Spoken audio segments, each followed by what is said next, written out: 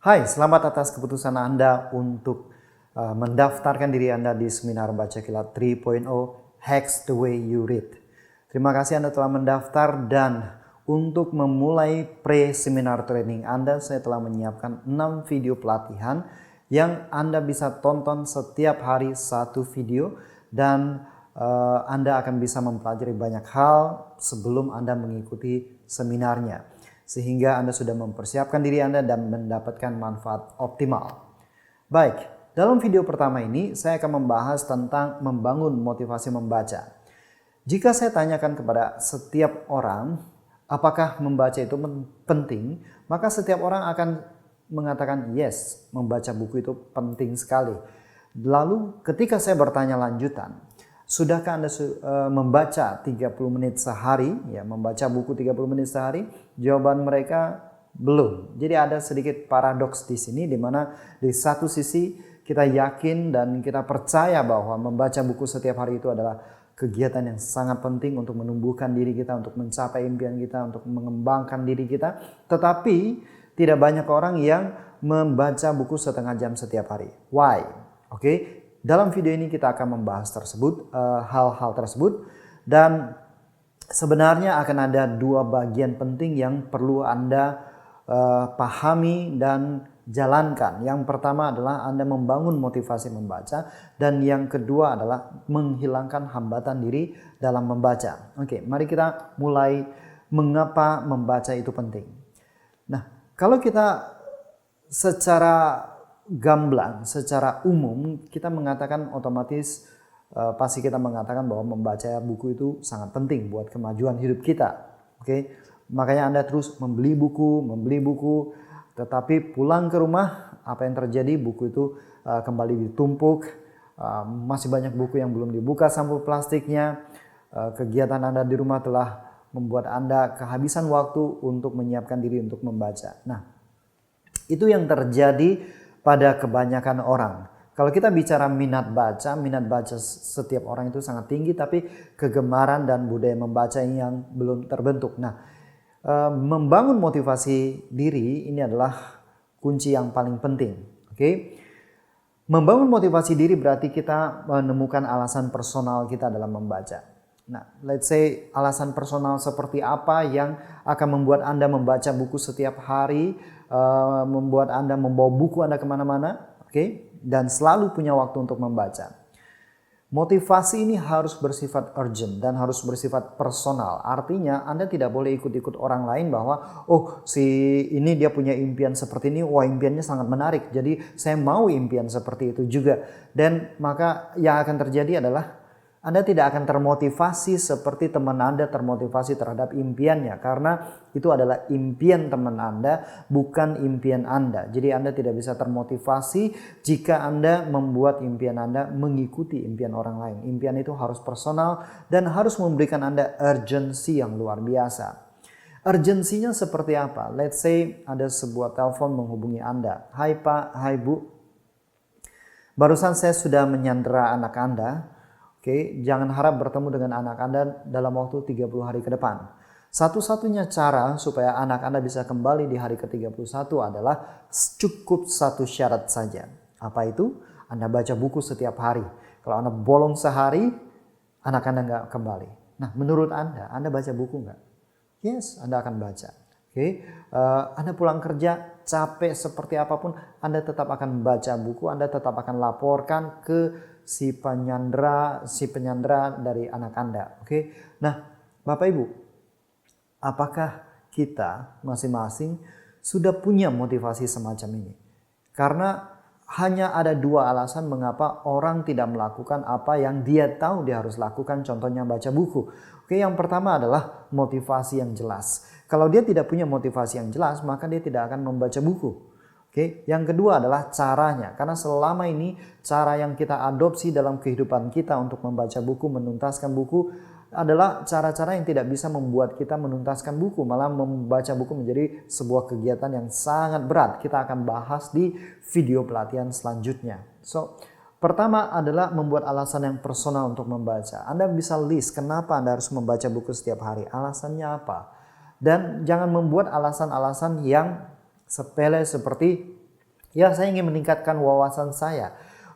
Setiap orang tahu bahwa baca buku pasti meningkatkan wawasan, tapi apa alasan yang membuat Anda tidak akan mengatakan, oke, saya tunda baca buku hari ini. Oke, jadi alasan yang benar-benar membuat Anda, oke, saya tidak bisa menunda, ini buku harus dibaca dan harus dibaca sekarang juga.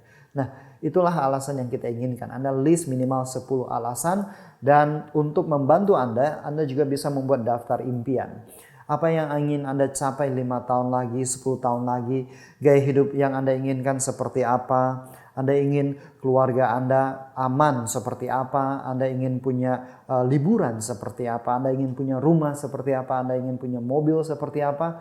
Oke, Anda list down seperti itu. Anda ingin melayani banyak orang, memberikan dana bantuan sosial seperti apa, Anda ingin melayani orang tua Anda seperti apa, Anda ingin memberikan pendidikan terbaik seperti apa pada anak-anak Anda.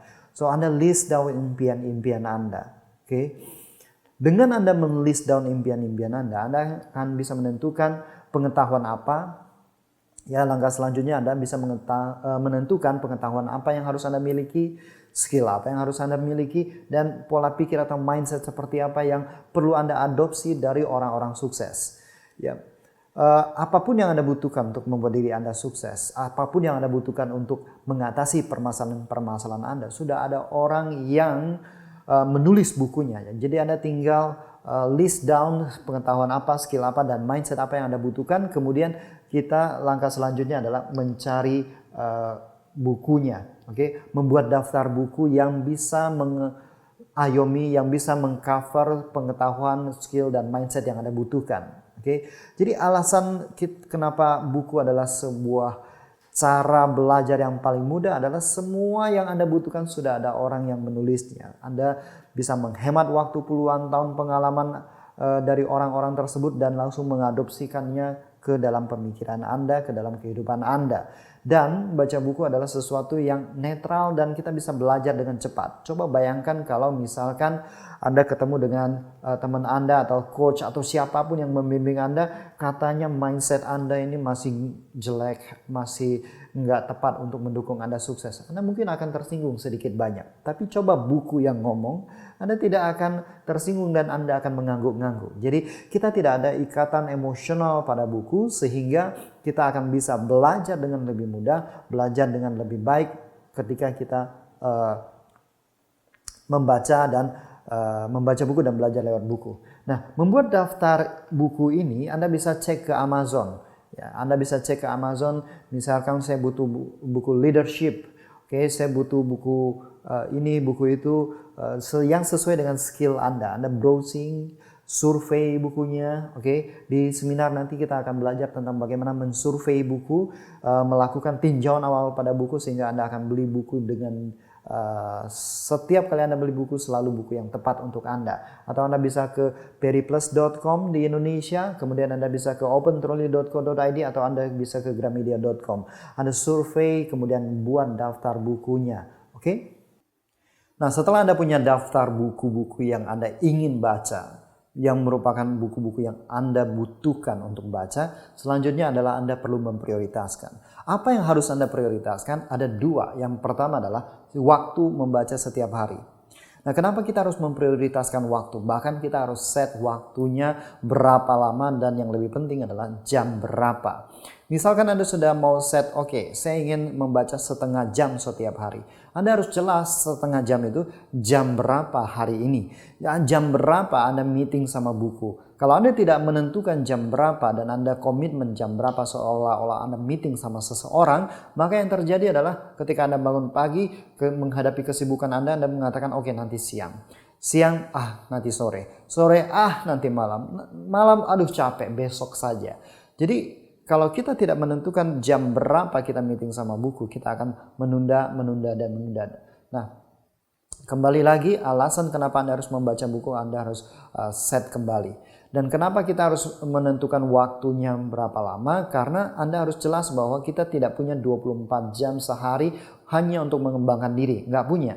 Karena 8 jam kita pakai untuk tidur, 8 jam kita pakai untuk kerja, dan 8 jam ketiga ini adalah waktu yang mana kita bisa gunakan untuk membaca. Tetapi di 8 jam ketiga ini semua kegiatan lain selain kerja dan tidur akan memperebutkan, berperang untuk menyita perhatian Anda, untuk menyiapkan waktunya, dan akhirnya Anda harus melakukannya. Anda mandi, makan, berkendara, jalan-jalan, sosial media, TV, baca buku bisa kapan kalau Anda tidak menentukan waktu yang sangat jelas. Bahwa oke, waktu ini tidak boleh diganggu, ini adalah waktu saya membaca buku. Dan 8 jam ketiga ini tersebar secara sporadis dari Anda bangun sampai Anda tidur kembali. So Anda perlu menentukan waktu untuk membaca yang sangat-sangat jelas. Oke, tanpa menyediakan waktu membaca setiap hari, kita akan lupa, kita akan melewatkannya, dan tahu-tahu aduh, membaca adalah sesuatu yang selalu ingin kita lakukan tapi tak pernah kita lakukan. Sama seperti memanage keuangan kita. Terkadang kita lupa untuk membayar diri kita dulu, lupa untuk menabung untuk diri kita sendiri. Kita bayar orang lain dulu, begitu selesai membayar orang lain gak ada sisa lagi. Oke. Nah, hal yang pertama yang harus kita lakukan adalah membayar diri kita dulu. Membaca adalah tentang menyirami pikiran kita dengan sangat-sangat mendalam. Nanti di video selanjutnya saya akan share tentang crystallized knowledge dan fluid knowledge, atau crystallized intelligence dan fluid intelligence, dan kaitannya dalam membaca serta membuat Anda menjadi pakar di bidang Anda seperti apa. Oke, jadi waktu membaca setiap hari itu yang harus kita prioritaskan. Buat set waktu meeting kita dengan buku. Oke. Yang kedua adalah bahan bacaan. Setelah Anda punya list bahan bacaan itu, Anda harus membagi bahan bacaan Anda menjadi 4 kategori. Oke. Harusnya list Anda tidak akan punya kategori keempat. Kategori pertama adalah urgent dan penting, ya, mendesak dan penting. Ini adalah buku-buku yang harus Anda segera selesaikan, yang membuat Anda bisa membuat pekerjaan Anda lebih efektif. Oke. Membuat Anda bisa menjalankan bisnis Anda lebih efektif. Apalagi kalau misalkan sekarang Anda sedang menghadapi situasi yang genting, oke, maka akan ada buku yang urgent dan important. Oke.